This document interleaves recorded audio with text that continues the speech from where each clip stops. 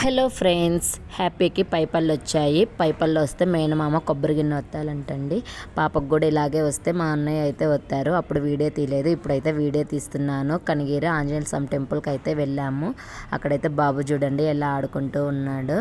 దానికి కావాల్సినవి ఏమిటంటే కొబ్బరి గిన్నె ఒకటి, నూనె అండి, ఆముదము కొంచెము, అలాగే బెల్లం అండి. ఈ పంతులు అయితే బెల్లం కూడా తీసుకురమ్మని చెప్పారు. బాబు నోట్లో పెట్టేసి వత్తాలి అని. వీడియో అయితే చూడండి ఎలా చేసామో.